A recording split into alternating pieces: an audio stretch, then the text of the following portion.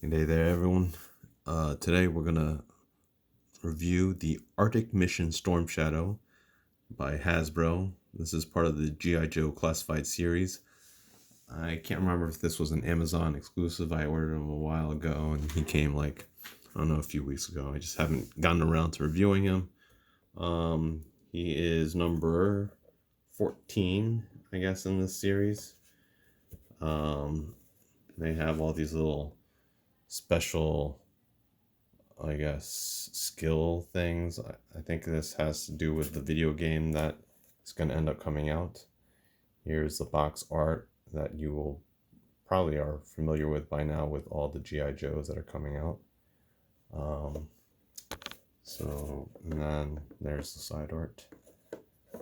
Top of the box shows that. And then some legalese there.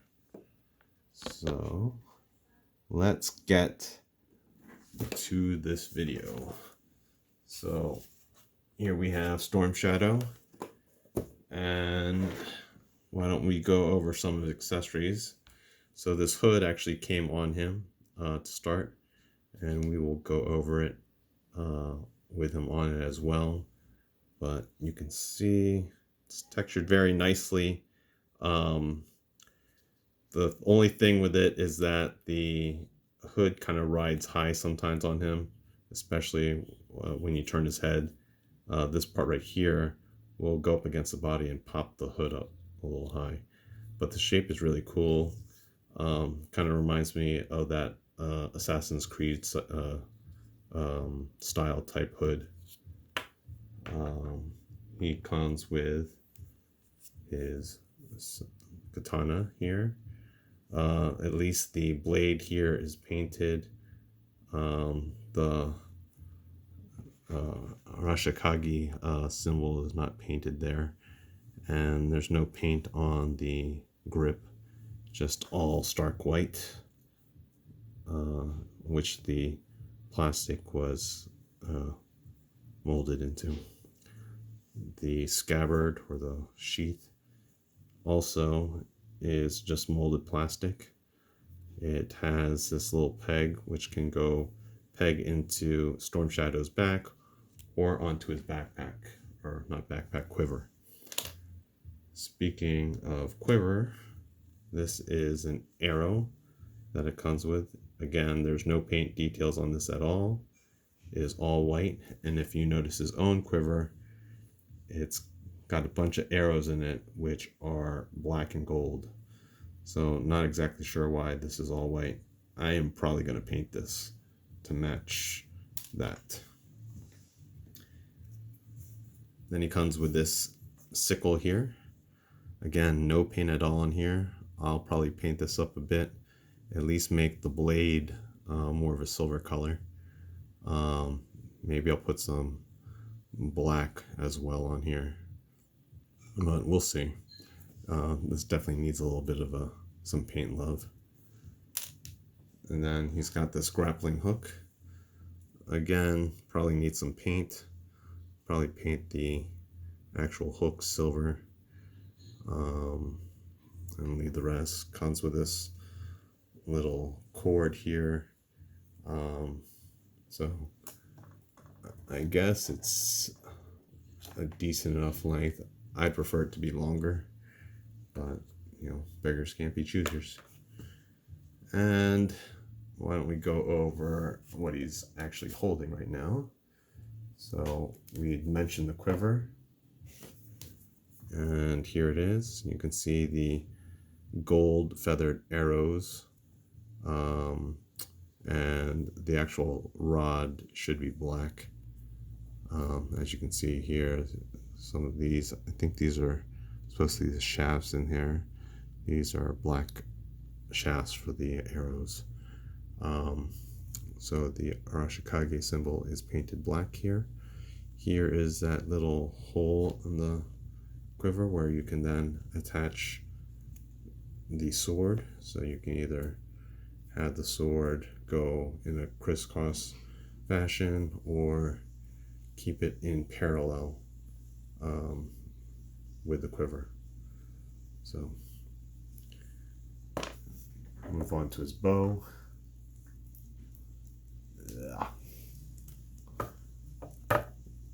Stand there. So nicely sculpted bow, just black and gold. There's no string to this. If you'd like, you can always add a string. I guess there's enough of a notch here for it to stay. I probably would be too lazy to do that. But I like it. It's nice. Does a job. It's kind of hard for him to hold it in a perfect way to make it look like he's realistically holding it with the bow and arrow though. But I'm sure some of you collectors can pose them in such a way that it actually looks good. So when we talk about the hood once more, so he actually comes on with this hood in package, and it's easy enough to get on and off. So you can see here, it looks pretty good on him. So you can get it so it sits nice and deep down if you press hard, but it slowly creeps its way back. And then if you turn his head and it hits the body, it's gonna just pop up. So some people, stated they might just buy 2 of these so that they can have one glued down. I might have liked it nicer if they had 2 heads, one that was hooded and one that was unhooded. That would be cool. I don't know which way I prefer him. I think I prefer him like this. But I think it really depends on how I'm posing him. So why don't we move this out of the way? All right, so just to go over articulation, why don't we get that out of the way? So his head is on a ball joint at top, but there's also a neck joint at the bottom. So you can see the neck is tilting there and swivels all the way around. The head itself, like I said, is on a ball and can twist and can tilt. So there's also the neck tilt itself. So there's lots of movement. So this is kind of like how the Star Wars Black Series head tilts are.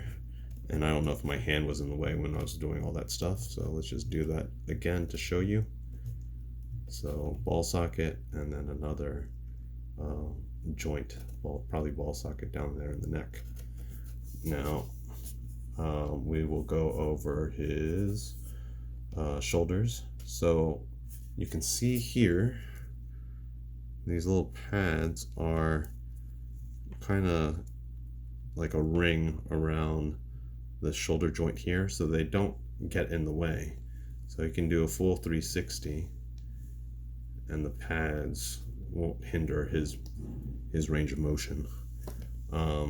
You can go more than 90 degrees, which is awesome. So that's great. He's got great range of motion in shoulders. There is a butterfly joint in there. It is hindered by the molding here in his chest, and everything is symmetrical on the other side. He does have the swivel up here, and his elbow is double hinged, so it affords great movement. So depending on how you bend that joint, you can get him to touch his shoulder. Oops. So see there, let's get this door out of the way. There, you can see a door there. All right. His wrist has got an up and down hinge on this right hand, but the left hand is, oh no, the left hand is also up and down, so that's good. So weapons hand should always have this up and down and not this lateral hinge. So they did well in this one. So pretty symmetrical. He does have pistol holding type hand grips here.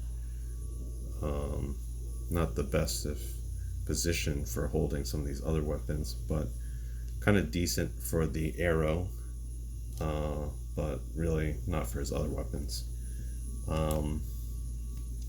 So let's move on to his torso. So you can see he's got a ratcheted torso there. This ratchet is very loose. So you can see a lot of people complain about this already. It just jostles too much. So not so bad once you've found your position for him. You can kind of keep him in that one spot. He might sink a little bit, but once he sinks, he's pretty much in that position. There is a waist twist here, but there's so much range of motion on him. It's great.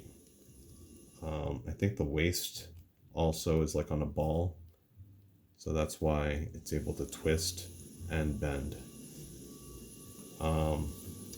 So he's got this little skirt piece here. I don't see that it can come off easily. So it's not like it's buttoned on, so it's kind of stuck there. You can move it down a little bit because it tends to ride high. I'm just going to push it back up more for the video so that maybe you can see the waist articulation a little bit better, or at least the hip articulation. So you can see his hips, they can go down farther for a little bit more range of motion, and then they can go back up. I don't know if you saw that closely enough. It's a little dark in the camera. So you can bring it down like that, and that allows him to kind of have a little bit more range, not a ton, and can sit back up. The range is actually limited by this skirt piece. But I think maybe it does help when he's kicking out to the side. So it helps with doing the splits. So that's good. He can basically do full splits, as you can see right there. In terms of his front kick, he can go about 90 degrees. So that's good. And in terms of back, it kind of moves out to the side. So if you don't move it to the side, it doesn't go that far back. But his butt makes him kind of kick out more to the side. He does have some thigh swivel here. So you can see that swiveling. And he has double hinge knees. So let's see if he can kick his own butt. And yes, he can. So that's good. And he's got forward pinford rocker. So it can go up that much and go back all the way like that. So that's pretty good. So overall, articulation is pretty solid. I'm finding a lot more value in these G.I. Joes over the Marvel Legends, and I think I'm going to start moving away from Marvel Legends, honestly. And if I'm going to continue collecting, I'd probably collect these G.I. Joes more than I would any of the other Hasbro products, especially because I grew up with G.I. Joes. So I think that covers it. We went over his articulation, weapons. In terms of details, he's nicely sculpted.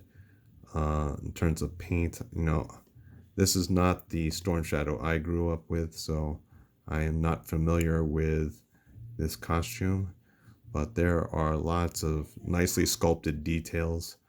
And maybe you could paint some things, but I wouldn't want him to stand out too much. He's a ninja. You don't want him to be too flashy. You want him to be hiding in the shadows, especially because his name is Storm Shadow. So I hope you all enjoyed this review and found it informative. But yeah, I like him with the hood. But other than the wobbly torso, he's a pretty good figure. Like I said, the hood would be nicer if it would maintain this low position like this, and if his accessories were painted the appropriate colors, that'd be nice as well, and maybe a string on here. But I think he's a good buy. The only other figures I've gotten so far are Gung Ho, who I've yet to open, and the deluxe Snake Eyes. I ordered from Big Bad Toy Store a long time ago for the first series of G.I. Joes. Today is September 17th, Thursday, 2020. And I ordered them a long time ago. Still haven't gotten them from Dorkside Toys. They tend to be very slow. So, I've been patient with them, but every time I order from them, everything is always delayed for me. People like Robo, tends to get it even before release because they always hook him up, so he always plugs them. But for all us common people, all our stuff gets delayed. But anyways, I hope you enjoyed the review and keep collecting.